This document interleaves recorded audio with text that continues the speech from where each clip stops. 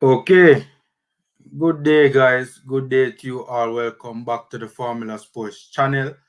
Thanks for being here. Thanks for being here, guys. Thanks for being here as we do this preview to our last game of the World Cup qualifying campaign.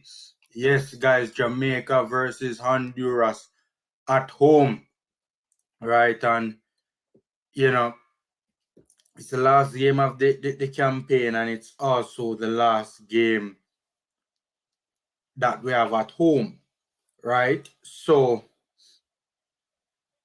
yeah, big game tonight, guys. Big game tonight. We have to do the preview. It's late. This game is taking place at like 8 o'clock. About 8 o'clock tonight, our time. I know I was talking to Crystal last night. Of course, she's based in England, so it's gonna be a difficult watch along for her because she will be doing the watch along at like 2 to 4 in the morning. By the time she reach her bed, at probably 5 o'clock in the morning. So, but yeah, so it's a late. I say I love that to say that it is a late, um, you know, qualifying game or a late World Cup qualifiers. Foot of the table clash between the two teams at the foot of the table, right? The team at the foot of the table, Honduras, only team in the round that is yet to get a victory. Every other team in the round has managed a victory, except for Honduras. And for us personally, the only team that we have managed to beat in this qualifier so far is Honduras. So it should be an interesting matchup. I'll tell you this much. I don't think it was the best quality game the last time around when we played them, right? But I will say that it was an exciting game for sure. That I will say, you know. So we should have much to look forward to in this particular game. I think it's always from what I always remember of Jamaica versus Honduras, it's always a relatively entertaining affair. The quality might not always be there from what I always remember, but it's always at the very least an entertaining affair. Most of the times, anyways. So we're going to be talking about the upcoming World Cup qualifier, right? We're also going to be talking a bit about Paul Hall's press conference as well. Big shout out to Reggae Boyz commentary. Big shout out to I, I almost said Simon Preston a while ago, but there's a new boss over at Reggae Boyz commentary right now. I don't know what the situation is over there, but it looks like Cataract right now is running things over there. So big up to Reggae Boyz commentary and big up to Cataract. Big shout out to them for making the press conference available, right, to the masses. That's where I would have watched the press conference. And it was we're gonna talk about the press conference. It was a you could tell that it was a low-key affair, so to speak, right? But we're gonna talk about the press conference for sure. Some interesting stuff that I think we need to highlight where the press conference is concerned.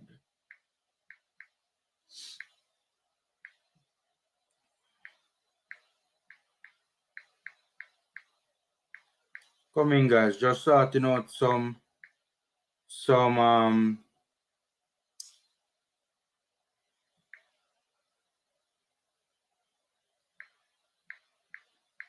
housekeeping matters.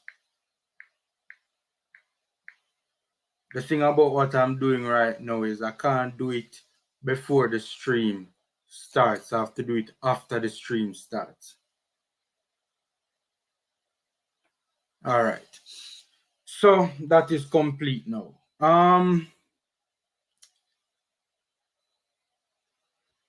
Yeah, so we're going to look at the press conference and we're also going to look at Paul Hall, the gaffers. We're gonna look at the match preview to the match, and then look at Paul Hall press conference. For starters, by the way, hit me up in the comment section as always, and let me know, your thoughts. For starters, I think I'm gonna take a look at the 11v11 first, because I haven't looked at that as yet. I have not looked at the 11v11. So let me share that screen with you guys. Take a look at the 11v11. Afterwards, we're gonna take a quick look at the Honduras squad, just to see, what it is about. Let me delete this right here. All right, so this is the 11v11 Jamaica's national team record versus Honduras. Now, this is one of the teams that traditionally we have always performed creditably against, right? When I say creditably, I mean we haven't been dominant over them for sure, but it's a team that we have had some interesting matchups with this team, over the years. We're looking at the screen and we're seeing that we have won 9 games against Honduras. We have drawn 5 and we have lost 12. So Honduras has 3 more victories over us in our head-to-head battle. So that is 12 and 9. That is 21. That is 26 games we have played Honduras. In total, 26 games with 9 victories, 5 draws. Yo, man, I like the draws, man. 5 draws and 12 losses. Draws for the purpose of the footballing conversation that we are currently, engaging in. Ron Smith, big up. Oh, yo, thanks for that thing about, Ron, so I never realized that mistake, then I go fix it right now. Thanks for that, Ron. I did not realize what was taking place. Thanks for that. Much appreciated, boss. Yo, I never realized, I did not realize that there was a mistake where that was concerned. Hold on 1 second, guys, let me just fix it.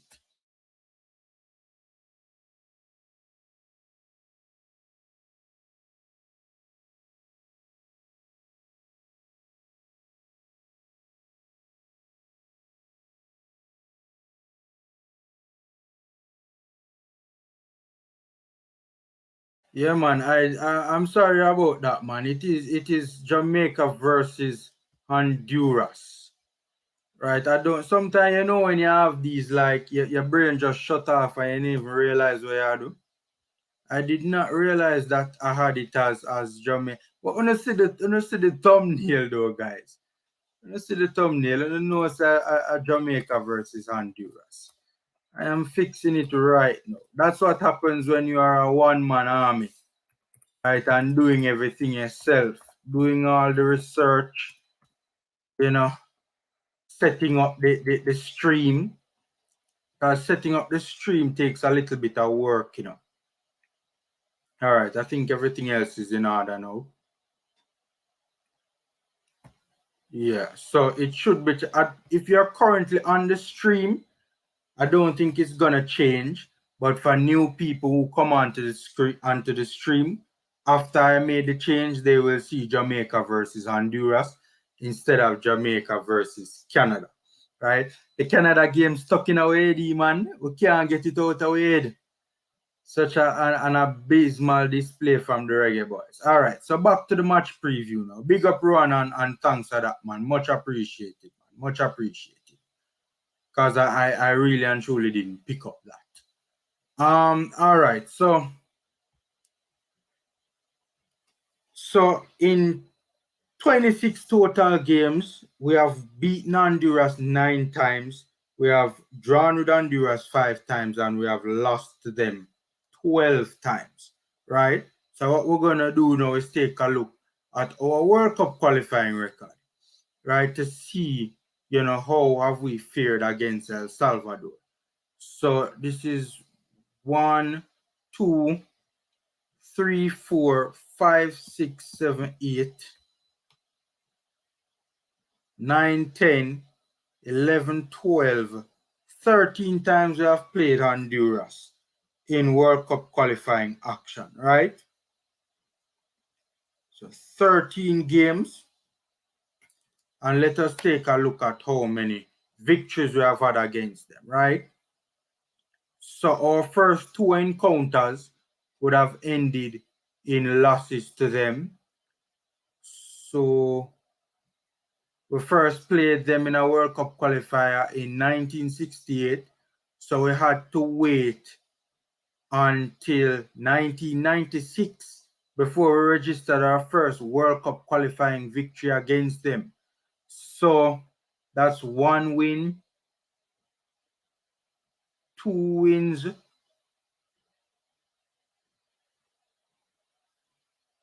3 wins, 4 wins. So we have beaten them 4 times. Interesting. I wonder how much times they have beaten us. Let's look at the draws now. Let's look at the draws now. Yo, but they are why up myself, star Jano. All right, let's look at the drawn results. Let's look at the drawn results, right? In World Cup qualifying action. So we see 1 draw here, 2,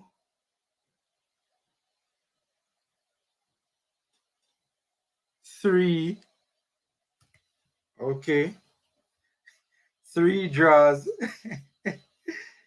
3 draws. I'm not gonna do the maths. I like to know for a fact set add up, so I could just go through it and check the losses. See? So our first 2 World Cup qualifying games in 68, we lost 3-1 and 2-0. So that's 2.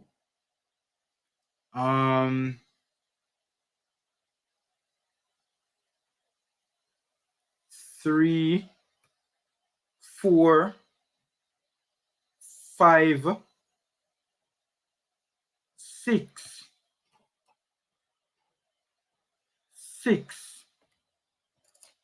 draws that we have had against them. So let me see if that adds up to 13. Yes, it does. So 4 victories, 6 losses, and 3 draws for a total of 13 World Cup qualifying games. So the record for us against Honduras in World Cup qualifying is one of our better records that we have against a Concacaf giant. One of the better records. They have the slight edge over us. We have beaten them 4 times while they have beaten us 6 times. Ron, I haven't set up the calling system as yet. I haven't, is a reason why I haven't done it as yet. But it is something that I definitely intend to do in the very short term. But it's a reason why I haven't gotten around to it as yet. But I definitely will in the very short term get around to it. So I haven't gotten it as yet to set it up. So but we're working towards it for sure. For sure. I mean, it will definitely, I want to make the platform, more interactive, connect with you guys a lot more. So I know that that's definitely, a way to rope you guys, a lot more of you guys into the conversation. So we haven't set up the calling thing as yet for sure, but we soon get around to it. Don't worry. So no, I mean, I don't know if you want me to drop the link and you jump on. You want to say your piece, then no problem with that. So just let me know if you want me to drop the link. I know not everybody is too fond of clicking the link and coming on. They'd much rather call in and that is understandable. But if you want to say a piece, just let me know and I'll drop the link. Also, guys, smash the like button. Free and easy way to support. You guys know the drill by now, man. Free and easy way to support the channel. So yeah, Honduras has the edge over us where World Cup qualifying games is concerned, right? They have beaten us 6 times. We have beaten them 4 times, and the score has been level on 3 occasions. So Honduras just has the edge over us in 13 World Cup qualifying games. Half of the times that we have played Honduras is in World Cup qualifying action. So that's interesting. Many of us would have known what took place the last time we played Honduras. As a matter of fact, I think the last 2 times no, there you go. See it on the screen. The last 3 times we have played Honduras, we have gotten the better of them. We beat them 1-0 in a friendly in 2017. Beat them 3-2 in the Gold Cup. Remember that game? If memory serves me right, it was the first game of for us in the 2019 Gold Cup campaign, and if I'm not mistaken, it's the only Gold Cup campaign, that Gold Cup game that I know that I personally know of, that has been played in our national stadium. As a matter of fact, right now I can't even think of a Gold Cup that has been played outside of the US. That's the only game in the Gold Cup that I can remember right now off the top of my head that was not played in the US. But that's a one issue me have with the Gold Cup, guys. The games them always are play the games in the USA, and there are other countries in the region that can host it, man. Right? I think it gives the Americans and the Mexicans as well an unfair advantage. An unfair advantage. Or Rowan said, drop the link. There you go. Rowan really have some stuff he want to get off of him chest.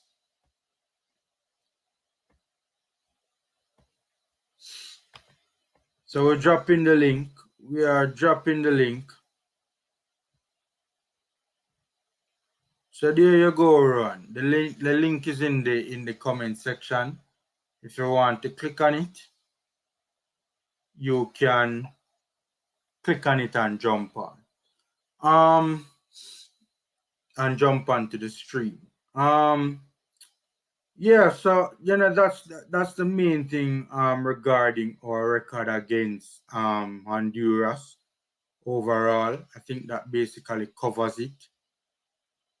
Let me just put up the banner so that you guys can see the record itself on the screen. Let me just edit it, because right now it's the El Salvador stats that is on there.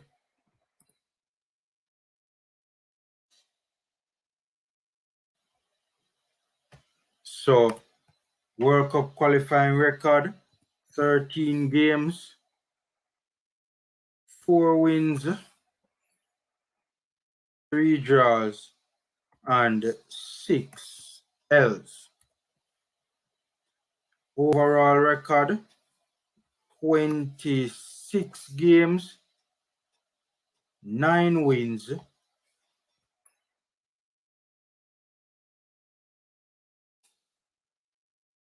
5 draws, and 12 losses. The game is at either 8 o'clock or 8:05. So that's the record on the screen. That's our record against Honduras. And Ramsey, the game is at 8 o'clock or 8:05. 8 o'clock or 8:05. Jamaica time, that is. I think it's 8 o'clock it's starting. 8 o'clock in the night. Richard, big up, boss. Big up. Richard, you have multiple channels, don't you? Richard look like him have a whole heap of channels. Miguel, good day. Yes, I. Oh, so you're Jamaican and not Honduras. Nah, well, no Honduras, man. No, but no, I'm asked because the Miguel sound very Hispanic. Oh, yeah. True. Miguel sound like you have a lot of black Hispanics in Honduras. So Yeah, that's true. and I've never seen you here before. So I'm not when normal in the background still. oh Yeah, man. But a little two sentence this, brethren. Jamaica is the only team I ever, football team that I watch with some sort of passion. You understand me? I love football, but Jamaica is the only team. But yet, I am not going to be delusional about the whole thing because I've never seen, like, after 98, I've never seen Jamaica at a level where I can be very optimistic. You understand me? So I'm wondering why is it that getting some background noise? I'm not sure what is happening. people have been complaining about that in recent times. I have to look into it. 'Cause it seems like it's a problem. You still hearing it? It's gone now. Oh, I think Yeah. it's my charger. When I have the charger plugged in, I think that Mm, is the problem. But the computer, the box run down so fast. Anyways, okay. Yeah, man. I've never seen Jamaica at the level where I can say, yo, I'm extremely optimistic. Maybe slightly in the 2017 Gold Cup to that, like then. But at the same time, even throughout this campaign, with all international players, because there's a difference between having multiple players and having a team. There's a big difference where that is concerned. You understand me? You can have all the star players, which was demonstrated in our last campaign. But if you don't have a team, if you're not training together, and I'm disappointed that a lot of in even the press conferences, some of the questions that I would like to ask is people are asking about what plans you have for this game. What plan can you have for this game? We need to know what is going forward. How many camps you intend to establish going towards the Nation League? How long will these camps be? Who will be in these camps as consistent players? What sort of strategies? Because there's nothing that can be done between now and this Honduras game or the Canada game, or the El Salvador game because the horse was already through the gate. We were not prepared. And with the short spaces in between the windows that we had, with 2 days training and 3 days training, I don't see how we could have managed to have gotten any favorable result. So I think that a lot of us are being delusional. Oh, we want a win. From what? What the people are gonna do? Walk out to them goal and say, all right, go and kick the ball in it. That does not make sense. We have to be realistic. You understand me? And a so wait, small Miguel, what are you saying? It's not realistic for us to win this game. of things the ball is round that everybody is saying. You understand me? Hmm. And come on, Formula. As I play pool. You understand me? And I've lost to people who probably playing them third or fourth game. So anything is possible. You understand me? But what may I say is this: in order for you to increase the probability. We're talking about probability now. Increasing the probability of you winning, you have to set a solid foundation, and which we have been lacking to do. We have been chasing result and not chasing the proper foundation. Oh, him not playing good, let us take him off. Oh, this coach not working good, let us take him away. You understand me? We need to set a proper foundation. And that is what we have been failing to do. And even though we had Theodore for a while, I don't think Theodore was being monitored properly. He was just left to do his own thing. What we should have been doing is say, "Oh, Theodore, this is your third year. What is it that Man, you the man is a grown man, Miguel. eh? The man is supposed to be the head Everybody, coach. no, no, no, He's not no. supposed to Monitor hold the head coach and formula. You have different levels to every word that you use. You know, if you're working in an organization, your boss monitor you. If we're not talking from a domestic level, way like a child. fear, fear. You understand me? So everybody there's different levels to everything. You understand me? So but you do the same thing on your program. You understand me? You comment is a form of is a form of showing your disagreement with what is happening. It's a form of monitoring. You understand me? So I think so we just need to look forward and understand clearly. I would love to hear Paula say, okay, we're gonna have X amount of whatever months of training. These set of persons who can't make it, we're gonna ensure that they understand what it is, like the overseas player, understand what it is that we're doing, so that when they're integrated and whatever plan you have them understand that, whether they're training or whether they're in England or whichever country, so by that, and they come in good time. You understand me? There should be a cut-off time too for you to come and get yourself integrated in the team. You can't be coming today to play tomorrow.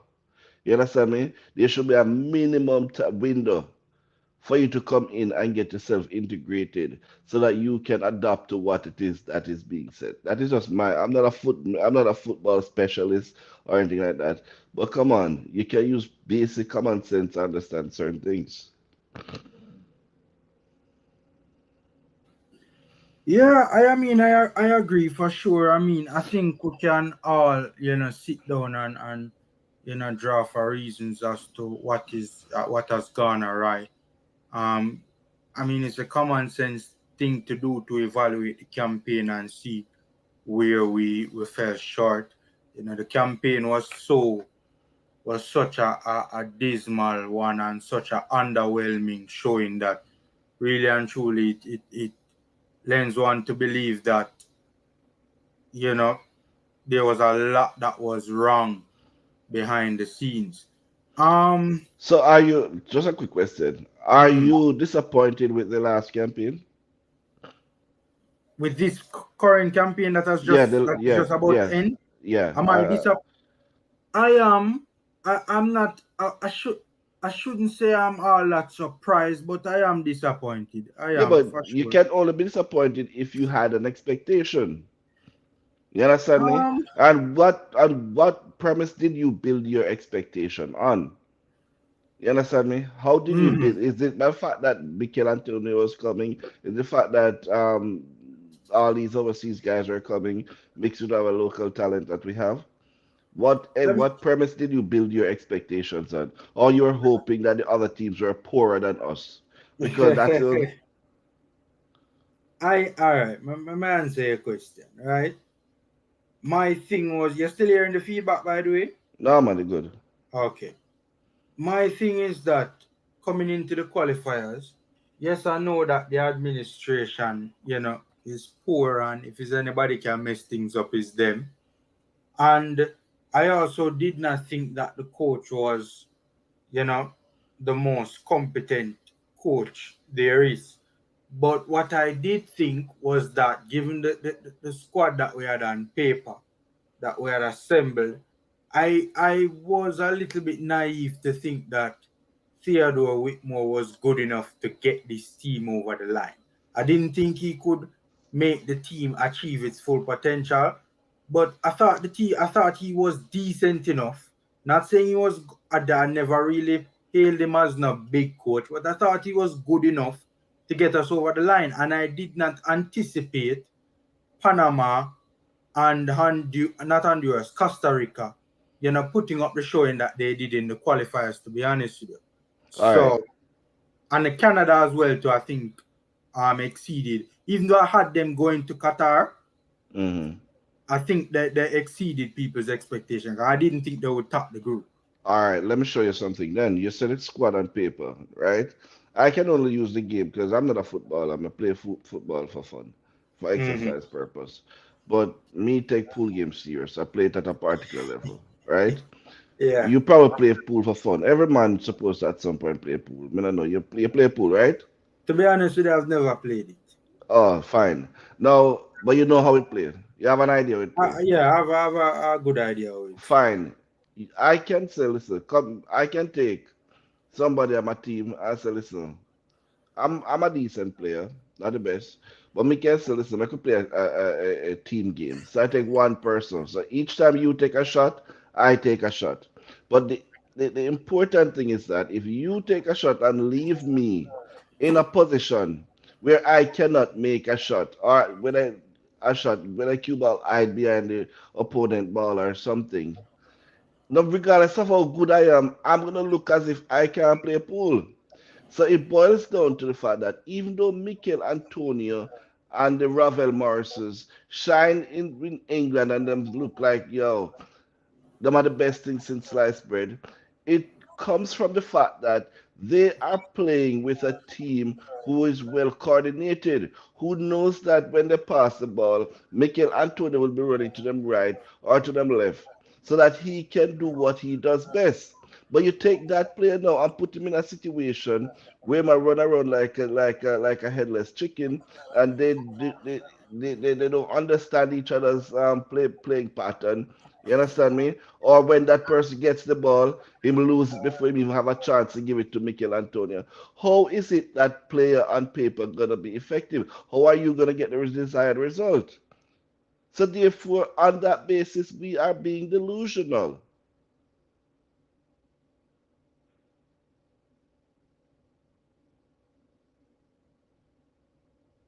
Oh, Yeah. sorry, I didn't realize I was mute. Yeah, no, to be honest with you, I see a point, and it's a solid point.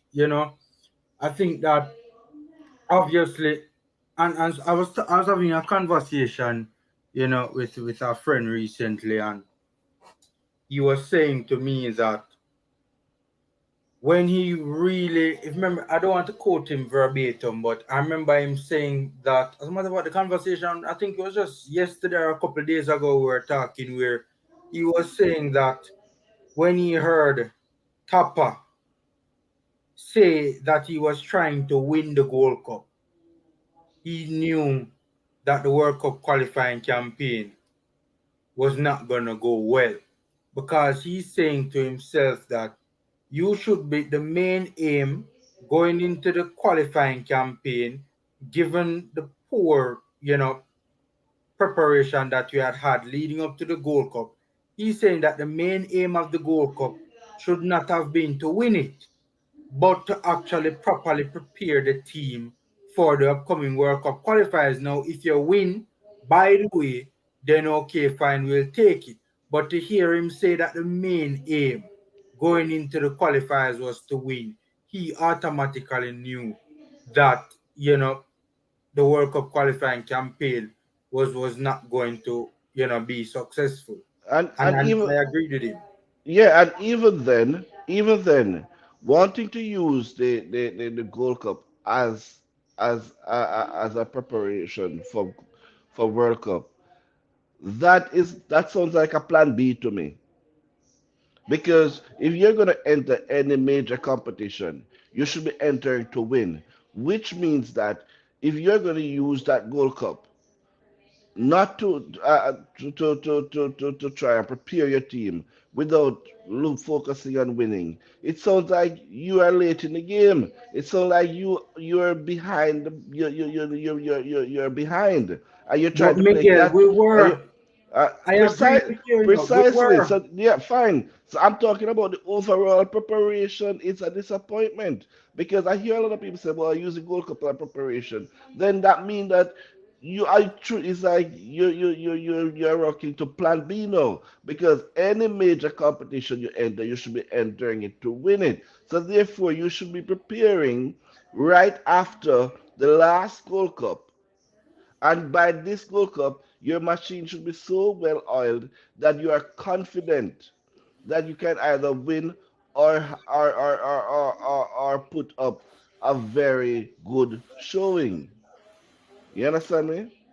I agree with you, Miguel. Really and truly, the main focus going into a tournament should be to win it. I agree. But here's where I kind of see things a little bit differently. Given the situation, the practicality of the situation that we had found ourselves in going into the Gold Cup, me personally, I'm of the opinion that obviously the qualifiers to me should have obviously had been the taking priority, so to speak, right? And given the fact that the preparation going into the Gold Cup was so poor and so poorly organized and bizarre in some cases, I think the exception. Yes, the general rule going into a tournament is to win it, but I think the exception to the general rule should have been in the last World Cup, where the main aim should have been, I think, given the practicality of the situation, Right. So I to have to run. use it as Yeah. a preparation tournament. I have to run shortly, but just quickly, Mhm. which leaves you know the challenge as you YouTubers and other persons who have some sort of mass voice now is to know challenge the federation. What is it that happens in between competitions? And not when the competition comes up and everybody gets excited. Yes, yes, hope we're gonna win this competition. But what is it that happened in between competition? What is gonna happen tomorrow? What is gonna happen the day after tomorrow, the week after next, until Nation League? So that this is the point where we should be more vocal, because if we are very vocal within these quiet periods, then and they listen to us, then when match time comes, then we can either have our expectations or be or just say, listen, we're not gonna make it. You understand me? But we need to be vocal in the quiet times and not when a competition is coming up and everybody is now excited. I say, oh, I hope Jamaica will. Let me see what squad they have. When am I doing this on Monday? When am I doing that on Monday? We should have known all of this months before. Who is training, who are the main players coming up, and how prepared is the team months before these competitions. So this is when we should have all the excitement. Fans can be excited, thinking about die-hard supporters who are interested in the development of the team should be very vocal during the quiet periods. Tomorrow is when you know you should be making what is gonna happen from here on. You understand me? And not a day Yeah. or two before competition. But me have to run no formula. Yeah, Respect me. man. Yeah, man. Big up, man, and thanks for Cool. jumping on, man. Yeah. Anytime. Cool. Bless up. Yeah, no, Miguel making some good points. I can't really argue with anything much that Miguel says, to be honest with you. He's on point. He's on point, right? I think we can all agree that the preparation for the qualifiers was extremely poor. And I like, we're going to touch on the press conference, but I like what Paula said in the press conference about having a plan, right? Very important. Very important. Big up to those in the comment section. Thanks for being here, man. Smash the like button, guys. Free and easy way to support Richard Stevens. Big up again. I hate to say it, but should fans and vloggers listen to talk of JA having the finest crop of talent in favor of finding a cohesive squad committed to regular playing? But I don't hear anybody saying that we have the best crop of talent in the region, right? I mean, we have one of the best, right? And I mean, when you talk about finding a cohesive squad committed to regular play, there is some debate as to what makes a cohesive squad. Some people argue that just because, you know, you have a center forward, for example, who is, the best or the most successful or the most acclaimed forward that you have, doesn't necessarily mean that he fits into your squad, right? And then some may argue that it depends on what the manager has in mind for the particular roles and functions of the respective positions. So yeah, fair point, Richard. Fair point.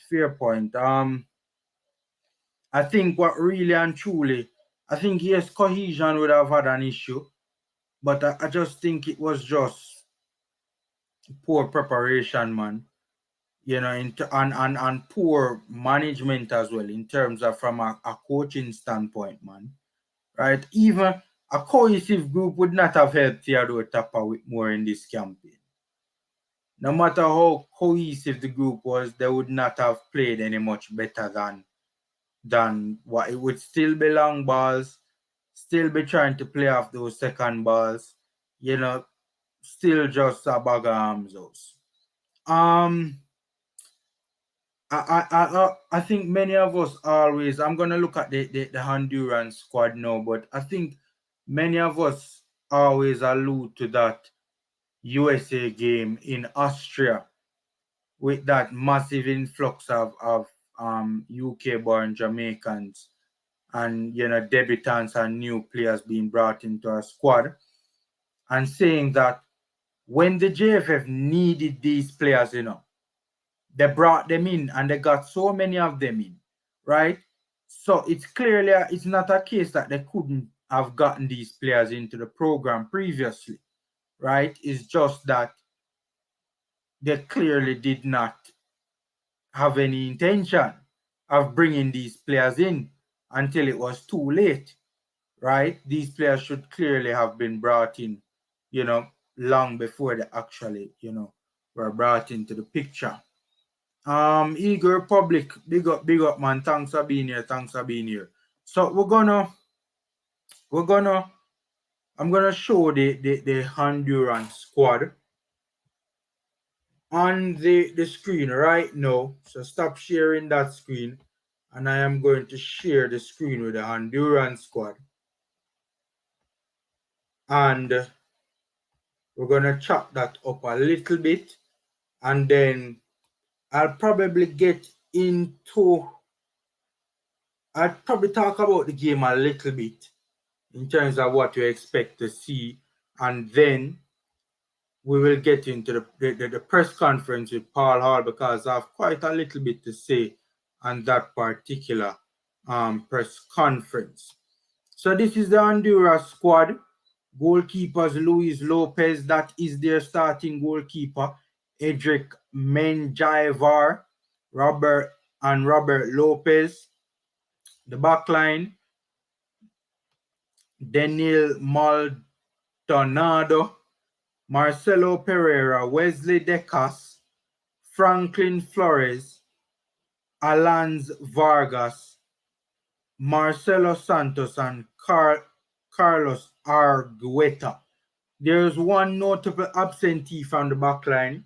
I'm not the most versed in the Honduras team, but I know Honduras well enough to know that they have a big baller missing out of this backline in Figueroa, right? He's not here. I don't see him anywhere. So I think two of their biggest players are missing. Two of their biggest players are missing from this squad. The midfield is Kevin Arriaga, Joan Delgado, Jonathan Nunes, Brian Acosta, right? That's another one of their more seasoned players. Joseph Rosales, Kevin Lopez, Edwin Rodriguez, Alexander Lopez, right? So that's their midfield. And their forward line is Romel Cuito, who is their captain for this game, Marco Asietuno, Junior Lacayo. Forgive me if I am struggling to pronounce these names. Angel Tejeda. I am presuming that it's pronounced Tejeda. I don't know, the little I know of Spanish, probably the J might be silent. I don't know. And Christian Sakaza. I'm not the most versed in this El Salvador team, but there is obviously another big noticeable absentee in, oh God, what name again? Albert Elise, the Ligue 1 player. Now he is a forward slash winger for Honduras. He plays for Bordeaux in France in the French Ligue 1. 9 goals in 19 games for Bordeaux. He is actually signed to Boa Vista in the Portuguese league, but he is on loan at Bordeaux, which is kind of strange. I've never heard of a player playing because many people consider League One a stronger league than the Portuguese Super League. So it's very rare when you hear a player who is on loan in a stronger league. In terms of a weaker league, loaning him out to a stronger league, to a stronger team. But yes, so Albert Elise is missing for sure. And he's a big miss for Honduras. I don't know the reasons why he's not in this squad.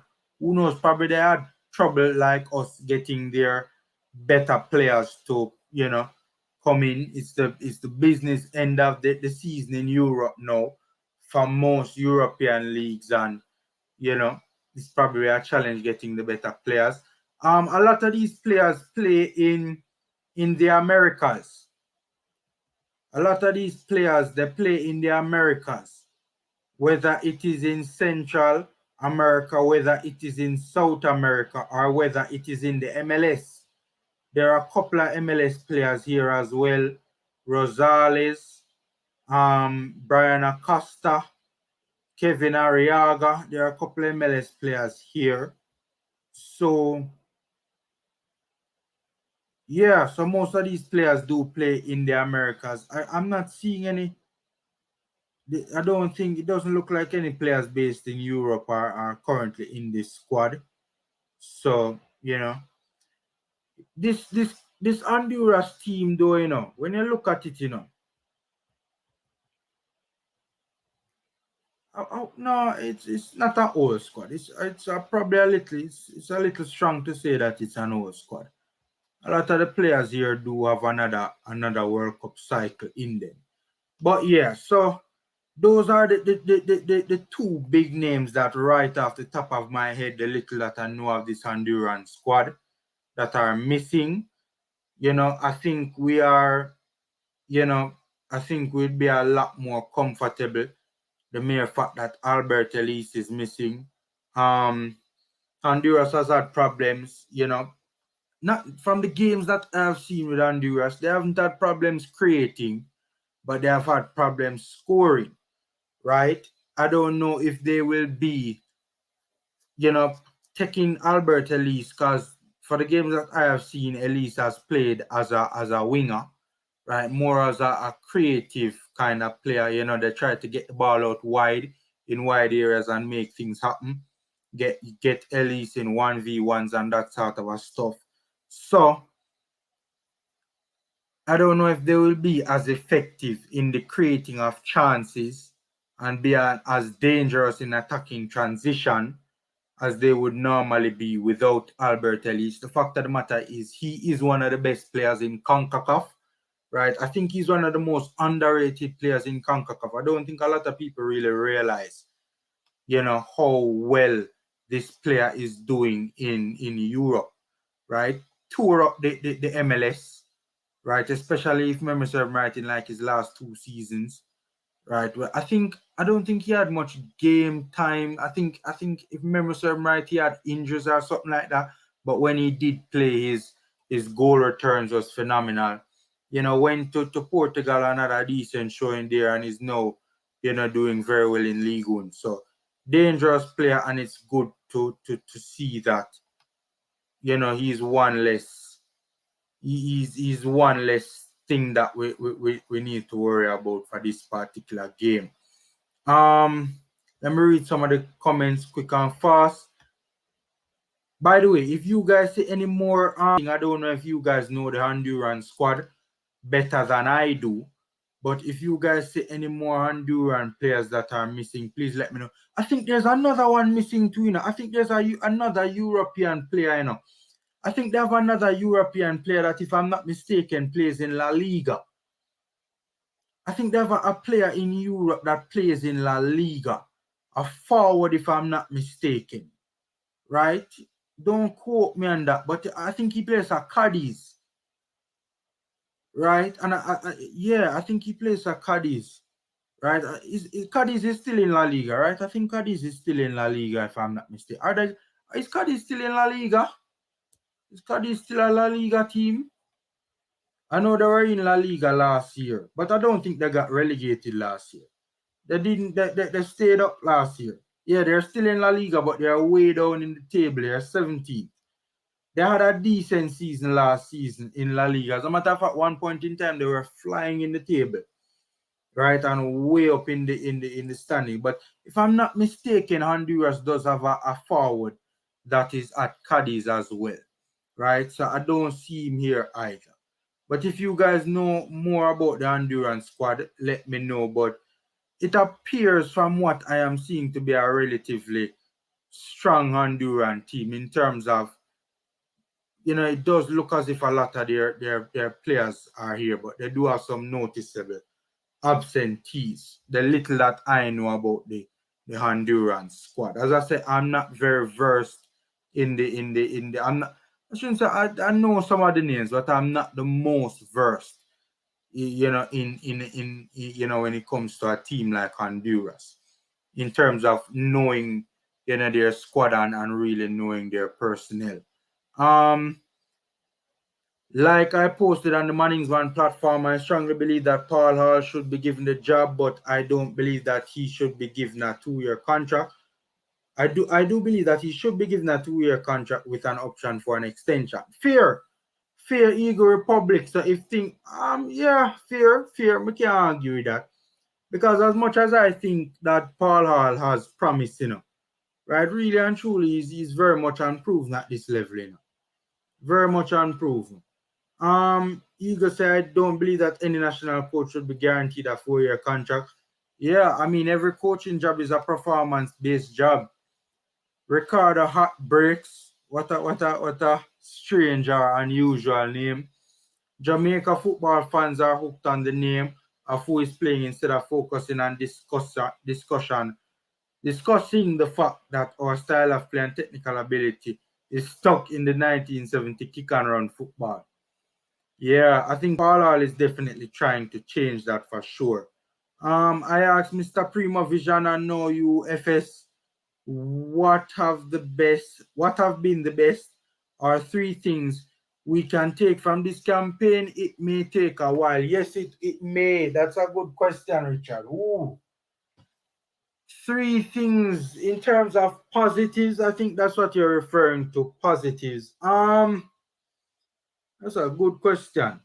We focus a lot on the negatives, but it's good to focus on the positives. That's a good question.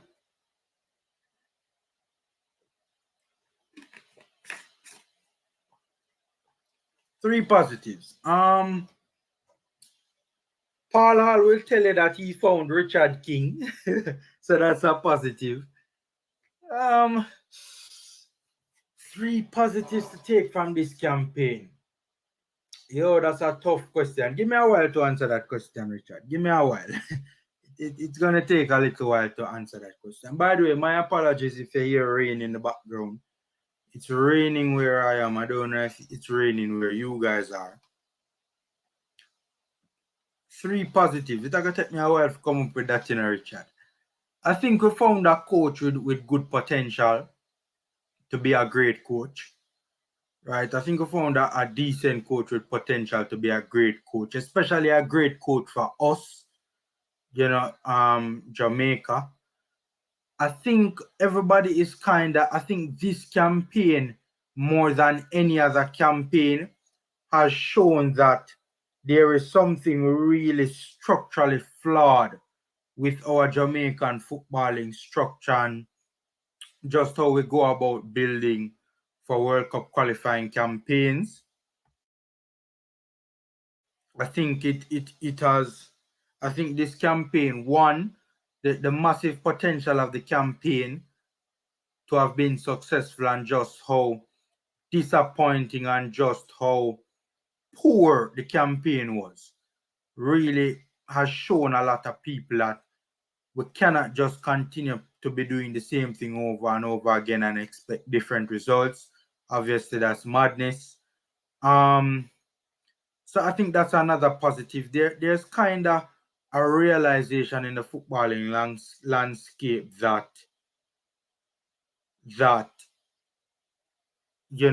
something with something needs to drastically change. I think more people have a voice now for this particular campaign, right? Social media is far more prevalent than it has ever been, and then there's the rise of the vloggers, right? This is the first campaign where you have had vloggers, right? Correct. I'm not so sure if Simon was around. I discovered Simon's channel after the last campaign, not too long after, but I don't think his channel was, it's been around for a while, but I don't think it has been around that long for the Schaefer campaign, right? Correct me if I'm wrong, I'm not so sure. But definitely this sort of attention on the national team and this sort of engagement with fans of the national team. We have never seen it before. So I think that has helped to let certain people understand the frustration of the fans. I think they have been in a bubble. I think they really start to get the frustration of the fans. They hear what people have to say about them on streams and in comment section. And I think they kind of realize that things really do need to change. So I see some effort and some murmurings, looking like they're trying to head in the direction of doing things a little bit differently going forward. Three things, Richard, that might be a stretch. I can come up with two that I best me can get, Richard. Two positives alone me can come up with right now. We can't think of nothing else. JFF and the fans need to set higher standards for the basic level of technical skills that are required to play the game in the country to guide our youths, boys and girls from 10 to under 23. I think the problem starts to kick in at probably around like 14. I think if you had an under 14 competition in the world, I wouldn't be surprised if we made it every time around and do well. But the older the players get, is the greater is the more the gap between them and their counterparts around the world start to widen. Richard said, I look forward to your take on recent press conference. A lot of mixed messages amid clear takeaways. Yeah. We're gonna get into that. Clinical say, yeah, man, formula. Anthony Lozano of Cadiz. There you go. Yeah, I knew the other player that played at Cadiz. Yeah. So Tennessee said the only positive I saw this game is the YouTube, you guys. All right, cool. So yeah, I think that's basically it regarding the squad. I think that's regarding the Honduran squad, that is, anyway. Gonna talk a little bit about the game, and then we're gonna get into the press conference. I think this is a game that we can win, guys. I think this is a game that we can win. This is a game that we should win. Honduras is at the foot of the table for a reason. I think they have probably been the second to last worst performing team in the round, behind us or in front. I think before the Costa Rica game, I would honestly say that we were the worst performing team in the round, even though there were teams below us in the table. Probably you can say we have risen because of our performances in two of the last three games. In terms of, I'm just talking about run of play and how we look in the games. You know what's so crazy? Costa Rica hasn't really played well either. Costa Rica hasn't played, not really playing nothing too tough in other qualifiers either. But Costa Rica is well rounded, very well, not well rounded, very well organized. They're very well organized, and they play with a high level of intensity and a high level of purpose, and they know what to do, in the respective moments of the game, and they execute as best as they possibly can, but they do a lot of smash and grabs as well. What I will tell you is that with Costa Rica, it's hard to break them down. But in terms of the run of play, Costa Rica hasn't been that impressive. But I think probably the only team that an argument could be made that has been worse than us in this qualification round so far is Honduras, just based on the run of play and definitely where results are concerned.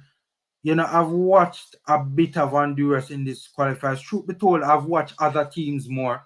I think I've seen all the other teams more than than Honduras, but I've seen them on a fair bit of occasions. And from what I have seen of them, they are not very organized in defense in terms of they're not the most organized team in defense. And going forward, their end product is non-existent, right? They play, from the games I've seen, they play Elise out wide. So they don't really have that player going through the middle that will be effective for them in the penalty box, right? From what I've seen of them. But I think it would be a good game from the run of play standpoint. In the games that I've seen them in, for the most part, they have looked competitive. Yes, there have been games that they have been. I don't remember. There's a game or two when they have been run over. I don't remember exactly which games off the top of my head. But for the most part, from what I've seen, they have been competitive. But if we can improve on our end product, we ourselves in the last couple of games have been poor where end product is concerned, right? If we can improve that, right, and get the ball in the back of the net, I think we can win this. I think we can win this, especially with players like Figueroa out, and players like Albert Elise out, and this Lozano fella from Cadiz as well. This is a winnable game at home. I think if we put up the sort of performance that we did against El Salvador and Costa Rica, we'll create chances. For sure we'll create chances, and it's just about putting the ball in the back of the net, man. Just about putting the ball in the back of the net. I think and Paul alluded to it in the press conference that we're going to talk about now. You know, in terms, he was asked directly about the finishing of the chances. A lot of people beat Paul Hall and said that, oh, he hasn't won a game yet, and so forth and so forth. And that teams like Costa Rica and El Salvador we should have beaten. To be fair, you can't really blame Paul Hall, because you know he should have won the El Salvador game and he should have won the Costa Rica game, but not for players missing clear sitters. So I expect this game to be, a good, a relatively good game, a relatively competitive game. Both teams want to close out the qualifiers on a high and close out to the win. Honduras will be desperate for a win. I'm sure. I mean, yes, regardless of the result, they had finished at the foot of the table, but they have not. They're the only team in the round so far that has not won a game. I'm sure they would really want to change that before the qualifiers end, and this is the last game. So it will be competitive, but I think we have a bit more quality on the field. I think players like Gray and Leon Bailey and Ravel Morris will give us the edge, right? I think they are clearly the best players on the pitch, and I think they'll get us over the line. I think they'll get us over the line for sure. It will be interesting to see how we line up against Honduras. I think it's full time Lamar Walker starts, right? People have beaten me for saying this, but I think the last couple of times that we have seen Lamar Walker play for the national team, he has shown great maturity. He has shown great maturity. I was, relatively impressed with his performance against Peru. He has had some good substitute appearances in recent times, especially the Canada game. I thought he really came on in the Canada game and helped us do anything of note in that last 30 minutes, right? I think Ravel was screaming out for some help, right, in our build up play, and just having somebody to help him out in helping us to progress the ball.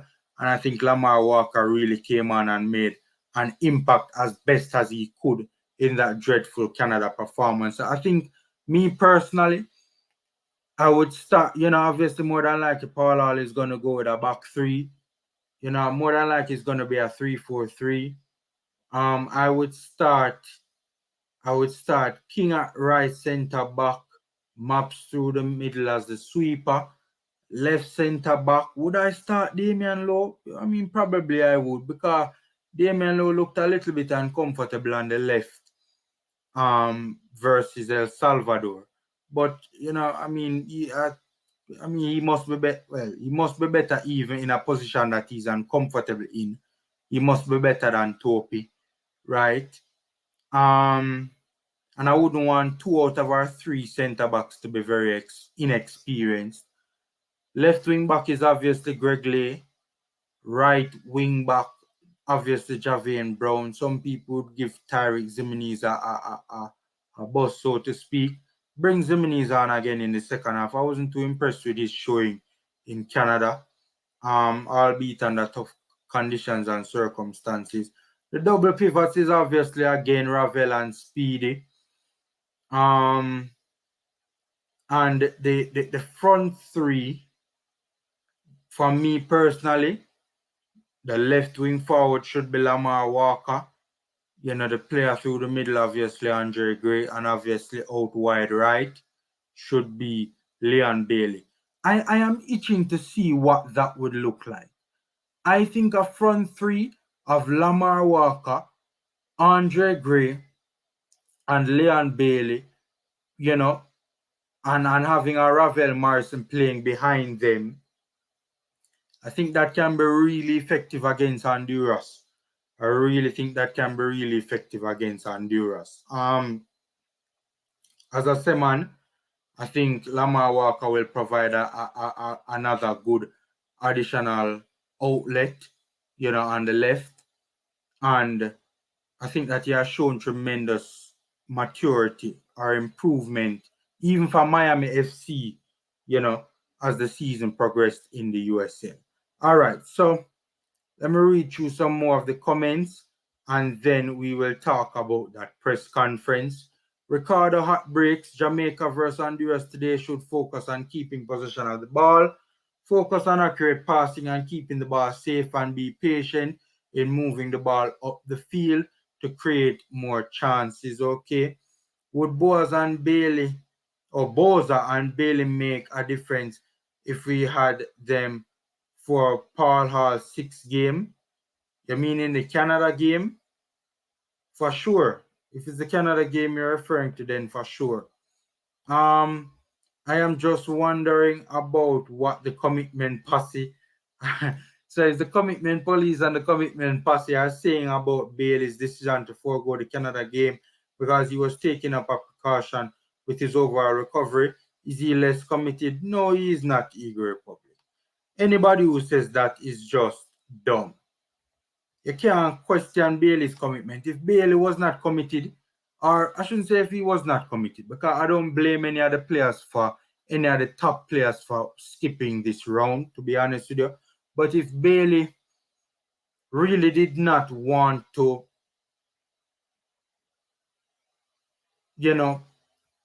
be with us for this round, he would not have come.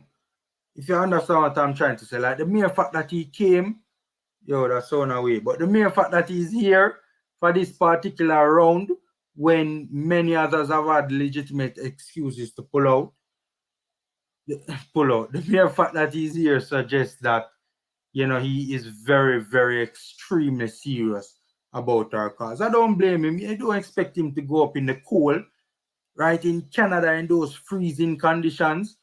Right, at that time, you want the man, aggravate him injury and have to sit out the rest of the season.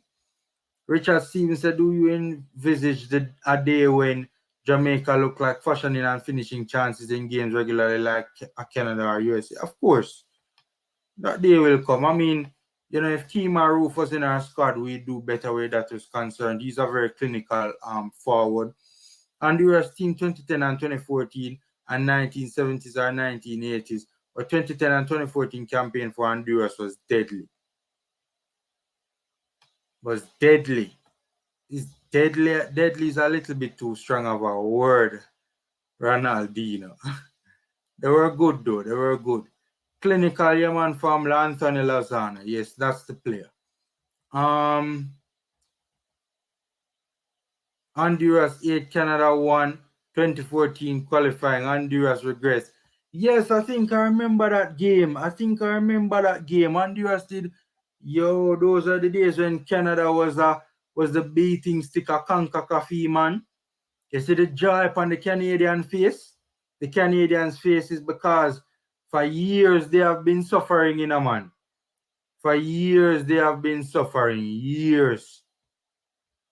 Formula, we need improvement in our local players before starting to push them into the national team. I agree. The only positives I saw is the YouTube guys.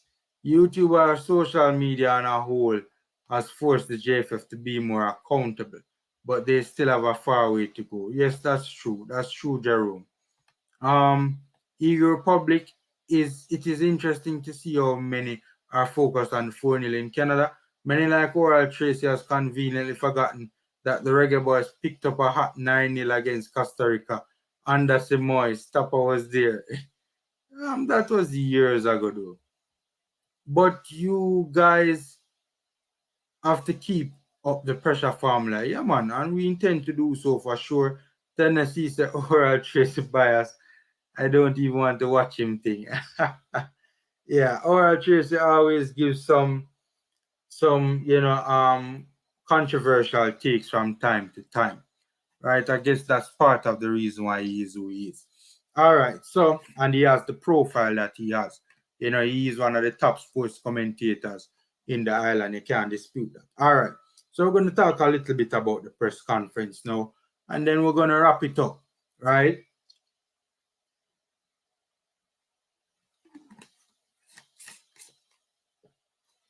Throat dry. Yo, and the water done too, The water done. So, but should I full up that thing more than how me did full it up when we forward onto the live now. All right. So some of the main points I wanted to quickly flesh out about the press conference. So he spoke about, hold on. What is my right number notes?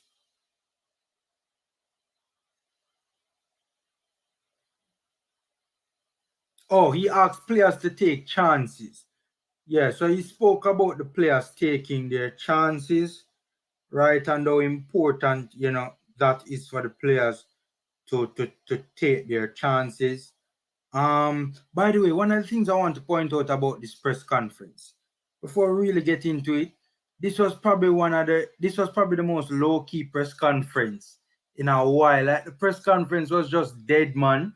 It was the shortest press conference. Again, big up to Reggae Boyz commentary and um again, me nearly say Simon Cataract for posting the press conference. The press conference was dead. Not many, it was the shortest press conference I've seen in a long time. Not many questions. Didn't look like there was a lot of people there. And one of the things that I noticed about the press conference and Paul Hall's attitude, he's usually very upbeat in press conferences. He's usually very, happy and engaging and stuff like that. But in this particular press conference, he looked really dejected. He looked really, really dejected. He looked as if he didn't want to be there. Paul Hall really in this press conference looked like he was dying to get the hell out of it. Like Paul Hall was just sitting there and saying, yo, just hurry up and let's get this out of the way, man. Right? This me need to get the hell up out of here, man. This just dying to get out of here, just dying for it to end. This is his first stint as a senior head coach. And, this was a, you know, this was a dose or he has not felt anything like this. Being a head coach and being responsible for an annihilation that took place in a game, right? So, and an embarrassing headlines that would have, spread right throughout the world. So, I think this is the first time that we have seen, Paul Hall, I don't want to say brought back down to earth, but he experienced something new that he had never experienced before in that Canada game. You can tell, right? He looks very, very dejected. You can see that it has affected his spirit, you can see it. You can see it. He's just not as upbeat as he was previously, right? That Canada game really knocked the stuffing out of him, right? All right, so one of the positives I thought from the press conference was when he said that the cold was not an excuse. I think that's good to hear from him that he's not going to try and use the conditions as an excuse, right? Just basically making it clear that we're gonna have to deal with stuff like this. Teams are gonna have their home field advantages, and they're going to use their home field advantages to the best of their ability. He spoke about 96, I think it was, he referred to when the Canadians played us, and I think that was the occasion he was referring to, when they came here and played us in the boiling hot sun in the afternoon on Sunday, and that, basically that would not have been a positive experience for them. So, and he also said something that was interesting to me, where he said that it is easier to get warm, and basically juxtaposing those particular scenarios. He basically said that it was easier to get warm than it was to cool down. So when you're on the pitch running up and down in the sweltering heat, it's obviously very difficult to cool off. But when you are in the cold, you're running up and down, you're using up your body is using up energy and stuff like that. So that can help to warm your body and stuff like that. So I just thought it was a very positive angle. And I think it was the right angle to look at that scenario from. And I'm happy that he didn't try to use the cold as an excuse, as many managers would, because from all indications, it does look as if the weather was real serious in Canada on that Sunday afternoon. He spoke about implementing a plan going forward, and that it is very important to plan our way, going into the future. And as simple as something like that is, and as simple as it sounds, to be honest with you, I don't think that is something that we have been doing, you know, or we have been attempting to do after failed World Cup qualification bids. So it was kind of, you know, it was good to hear him talk about sitting down and developing a plan going forward and implementing said plan. Um, he also, what he said that was very interesting in this press conference. He made mention of the fact that we haven't been able to connect with the public, and we have not been able to connect with each other. I found that comment to be very interesting. That is a gaffer who is not kidding himself about the scenario that he finds himself in, right? By the way, guys, smash the like button. Fair and easy way to support, you know. Um, but yeah, I found that very interesting that he said that, we haven't been able to connect with the public, right? And you know what's so crazy to me? He's the first. Look, the national team has struggled to connect with the public for quite a long time, for as long as I can remember. And he's the first head coach that has made mention of that. I shouldn't say that. He's the first head coach that me personally, right? I personally have heard made mention of that. I never hear Schaefer talk about that. I never heard Tapper talk about that in either of his two stints. So the mere fact that he has made mention of not being able to connect, the team not being able to connect with the public, speaks volumes to me in terms of him realizing the value of all the respective stakeholders, including the fans, and just how important it is for the national team to connect with the public, right? And he also spoke about connecting with each other.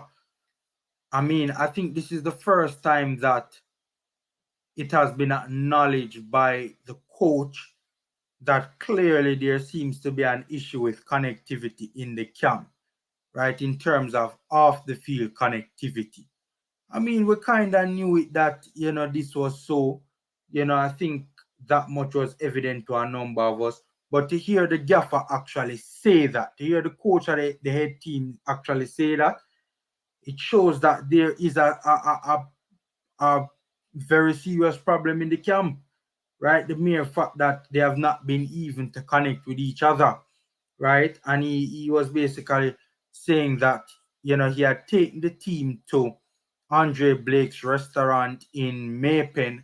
I don't remember the name of the restaurant right now, but Andre Blake, the captain, has a restaurant, a sports restaurant in in Maypen, and he close to where he grew up, and he spoke about taking the team there to connect with the public, connect with the fans, and also to improve connectivity between themselves as well. And he also spoke about reintroducing those kind of things into the national setup, right? So I don't think there's been a lot of emphasis placed over the years on building team morale and building off-field chemistry and, getting the players to really connect with each other off the pitch, right? You see other teams, whether club or country, taking trips or just doing different activities together outside of football, off the training pitch, off the football pitch, to be able to get the team chemistry going off the pitch and get that connectivity going and you know improve the players relations with each other. So he spoke about reintroducing that, which is also activities geared towards that, which I thought was very, very, very, very positive to hear. Yo, we can talk about Paul Hall now get results, but just what this guy says alone, right, suggests that he is far more, you know, he gets it far more than previous coaches that we have had to be fair, right? He spoke about so I'd love to see him reintroduce activities like that. That's good. He spoke about the JPL players being a revelation. The only ones that I've seen be a revelation is King, and we knew that from the last round of fixtures. We didn't find out that in this particular round. And I think Green has held his own as well, to be fair. I think Daniel Green, had a poor first half against El Salvador, but stepped it up in the second half. And I think he did decent. I think he had a decent showing in the Canada game, to be fair to him. He sparked one or two times in the Canada game. But apart from that, I'm still not convinced that players directly out of the JPL can have an impact in our national team on the international level. I think it's only a matter of time before Paul Hall realizes that himself. But he is, he does have a high emphasis on involving, JPL players in the mix and even schoolboy footballers, which I vehemently disagree with, right? I don't think a player should make the national team solely based on his performances at the schoolboy level. If a 15-year-old make a national team, which I have no issues with, it has to be what he does in, at the very least, the JPL level. At the very least, the JPL level. So I don't agree with him about JPL players being a revelation. Nelson has not impressed me. Bygrave has not really impressed me, and that's no offense to them. Zimenez didn't really look. Zimenez has a lot of potential, a lot of talent. Right, we need to get him out of the country as quickly as possible. It's his debut, and it was a tough debut in tough conditions. I'm not going to beat the youngster too bad. Right, his performance was improving as his time on the pitch, continued. But he really didn't impress me either. But I won't beat him too tough. I think he deserves other chances as well. So I don't agree with Paul Hall with the JPL players being a revelation.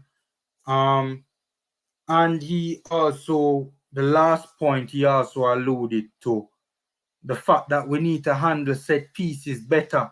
We need to cope with set pieces better. We need to deal with them better. And we need to defend against set pieces better, which is obviously, I think a lot of us kind of realize that as well, right? I think crosses into the box in general has been a tremendous weakness for us. We have struggled dealing with crosses either from open play or from set pieces. We have struggled to defend them, and we have also struggled to, you know, be organized on dealing with crosses into the box. Right. So that's basically the main points from a very low key um you know press conference, a very dead press conference from everybody involved, not just the gaffer, but even the reporters and the journalists.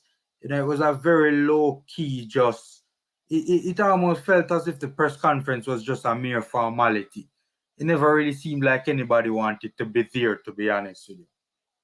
You know, that's my take on the respective press conference. So let me know what you think about the press conference in the comment section, guys, for those who watched it. So we're just gonna basically read some more of the comments, and then we're gonna wrap it up because that's basically it for our last game. I think we touched on everything that I think we should touch on. Yeah, I think we basically touched on everything. Just gonna read some more of your comments, and then we're gonna get out of here and wait for that game coming up tonight. Ricardo Heartbreaks. One positive for Jamaica football in this campaign is the fans. We as fans are way ahead of the JFF in terms of recognizing that level of coaching and tactical play needs significant improvement. I agree, Ricardo. I agree. The fact that Costa Rica are playing on fumes and are still able to earn a World Cup qualifying spot or a half a spot shows that a mature Jerome. That's a very good point, Jerome. But can't knock that in a Virgin. That is a good point, the mere fact that Costa Rica are playing on fumes and earned a World Cup qualifying spot shows that they are a mature footballing nation. That is the biggest point of the night so far. Of the show so far. That's the biggest point of this. That is a better point than anything I've said since the start of this stream. Jerome, 876 boss, you're spot on. Yes, you're spot on with that talk there. That's a big, big, big talk coming from Jerome 876. Eagle Republic, I see Peter Lee Vassell has disappeared from the squad list for the Honduras game. Yeah, that's how we do it, Jamaican style. That is how we do it. For sure, that is how we do it. Right? That is Jamaica football 101. Costa Rica did the basics very well and used their experience to get the results they needed. It wasn't just luck. Yeah. As I said, they were one thing with Costa Rica, man, they were incredibly hard to break down in this campaign, and they were very organized in defense and very organized in attack. You know, they did the basics very well. That is true, and they did what they were supposed to do when they needed to do it. Right, and they managed a lot of games very well as well. Right, they really and truly used, as you said, they used maturity, right, to pull it off, and credit to the Costa Rican coach as well. I said it before and I'm going to say it again. About midway the qualifiers, the Costa Rican coach realized that the old guard, starting the old guard like players like Ruiz and Borges, he realized that he needed some young blood in the midfield. And he introduced some relatively young players. I'm talking like he introduced a couple of midfielders, relatively new players to the Costa Rican setup. He introduced them into the World Cup qualifying campaign. Some of them made their debuts in the World Cup qualifying campaign. About midway the qualifiers, right? Mostly midfielders.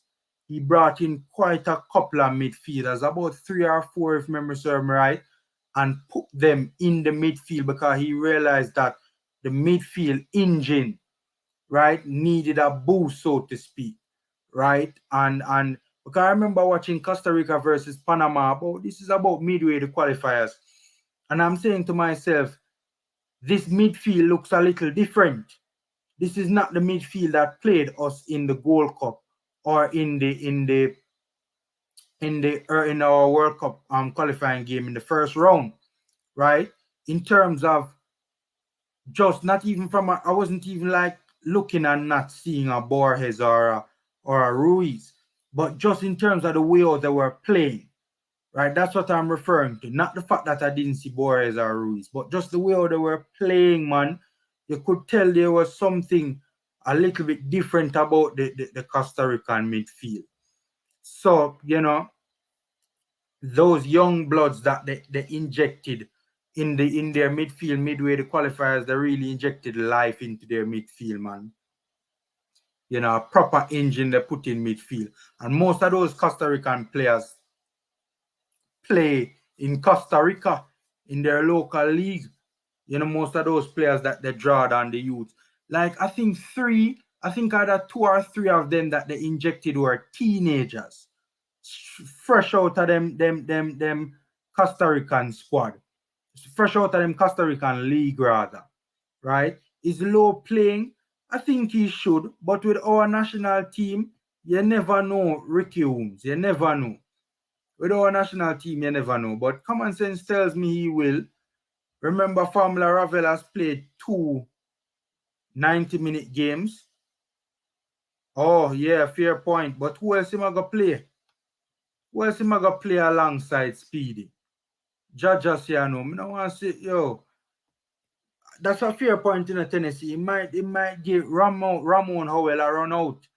To be fair to Howell, though, you know, in like about the 10 minutes that he got in the El Salvador game. He had some very good touches on the ball, you know. I will give him that. But obviously, we want to see Ravel, man. We want to see Ravel. The gaffer should have taken out Ravel out of the Canada game, like in the 68th minute.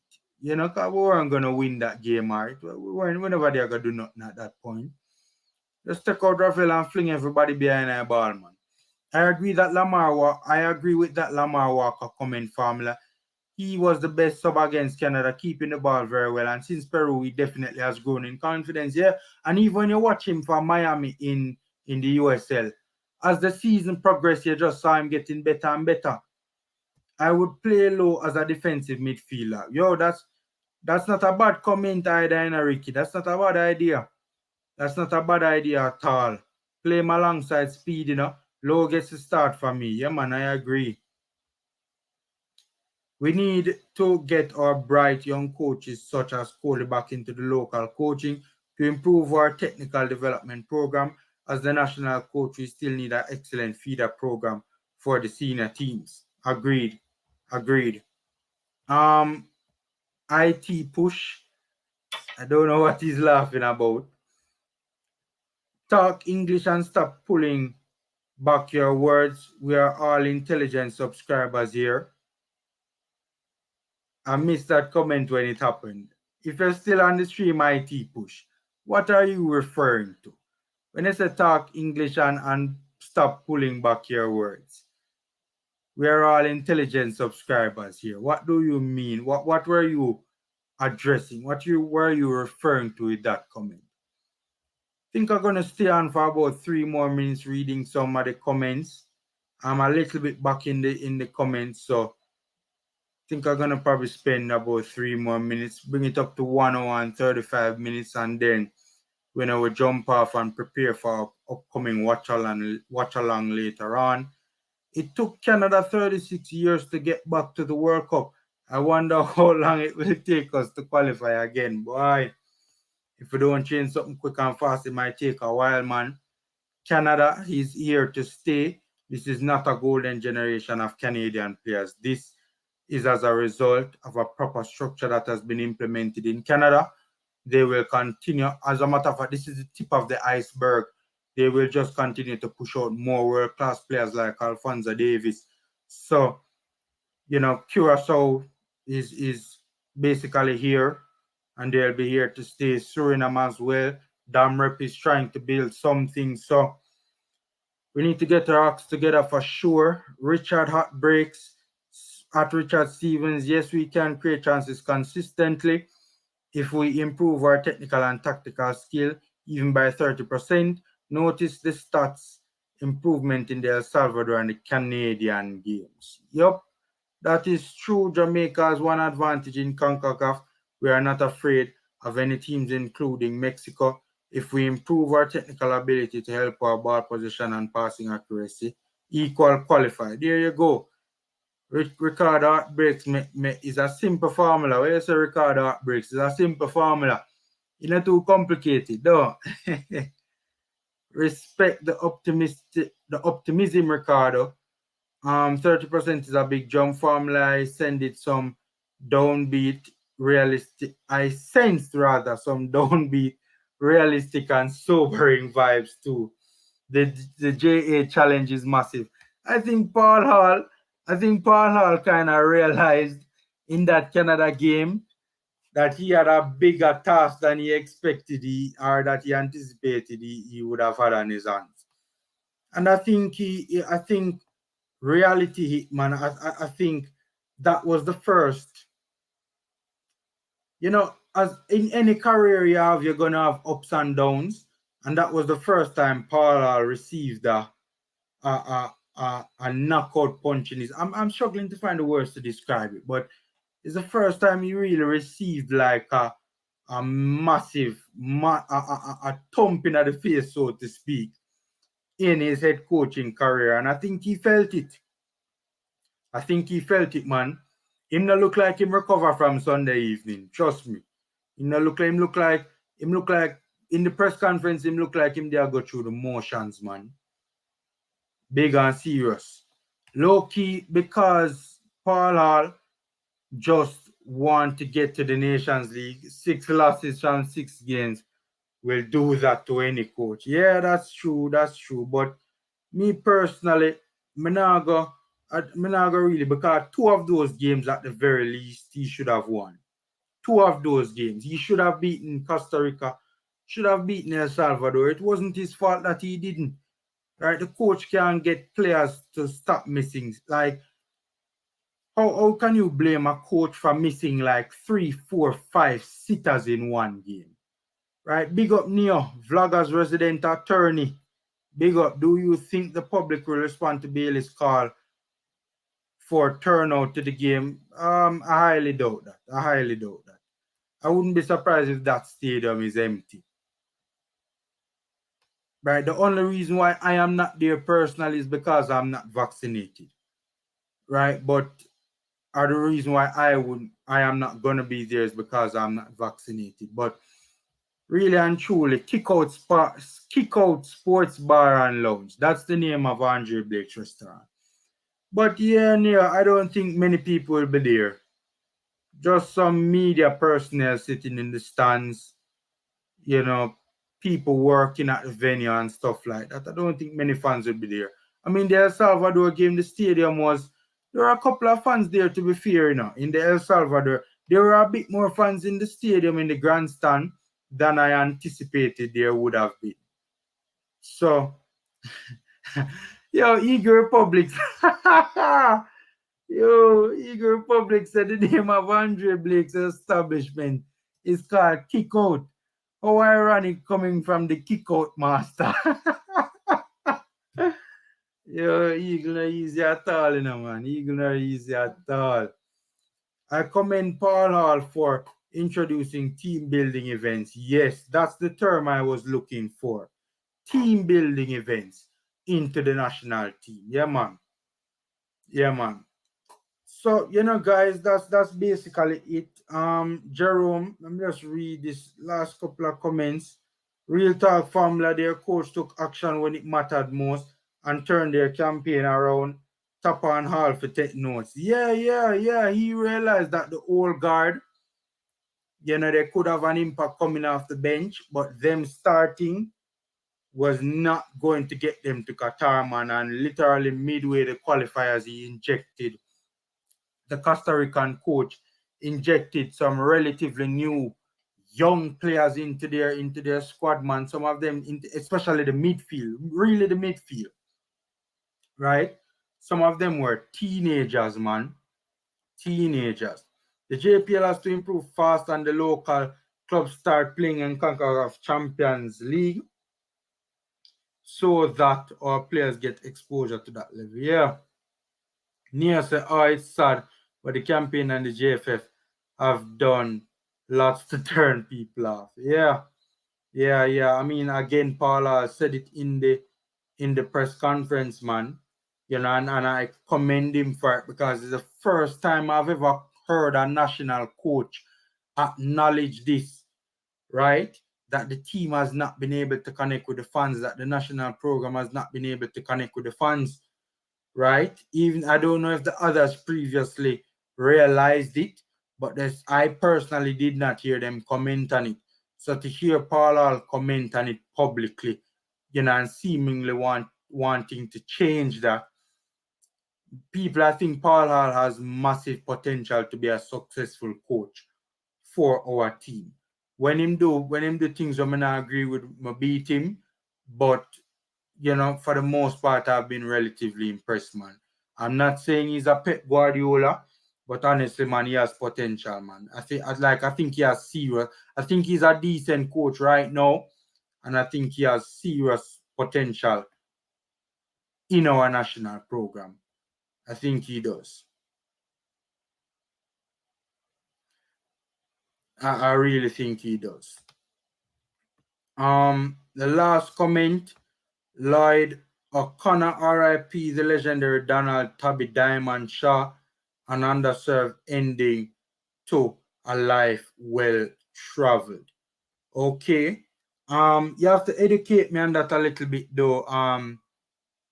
Lloyd O'Connor. I'm not familiar with that name.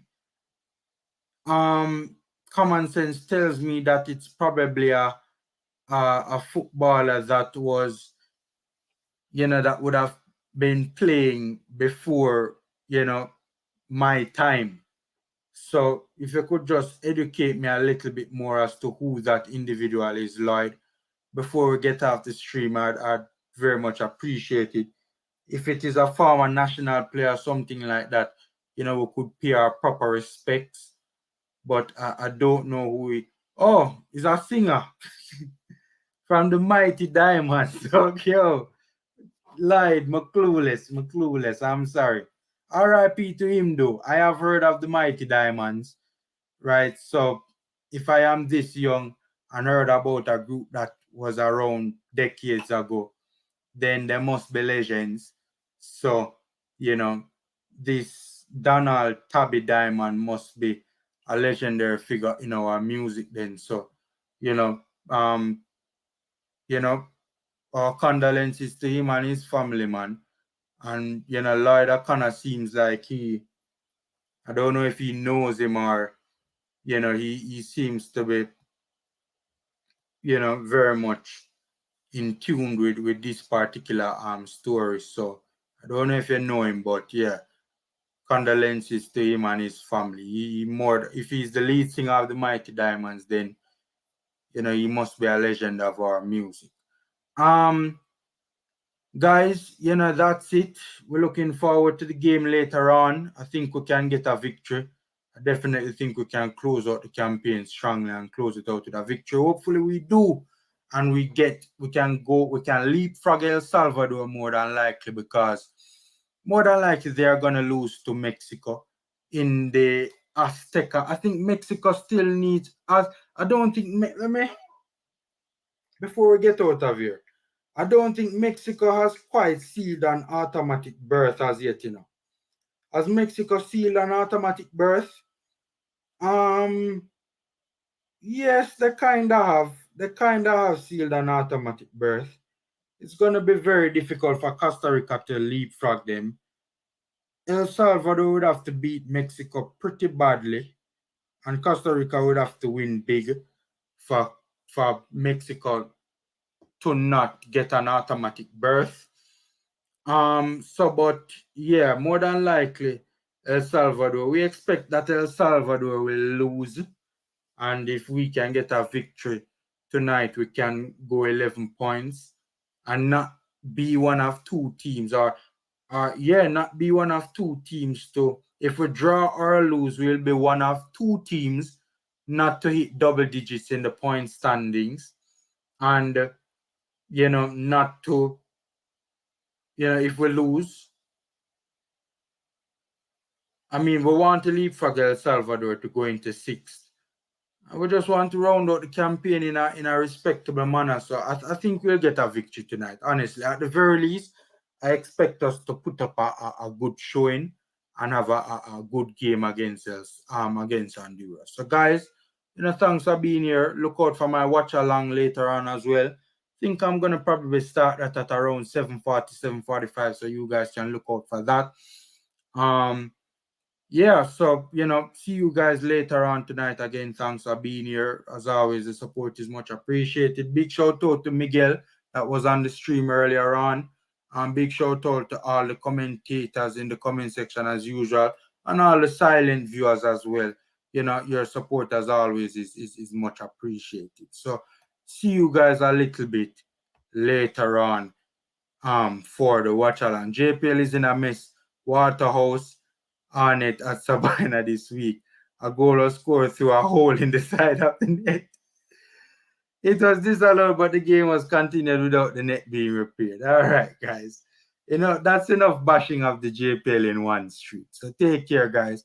And until later on, stay safe.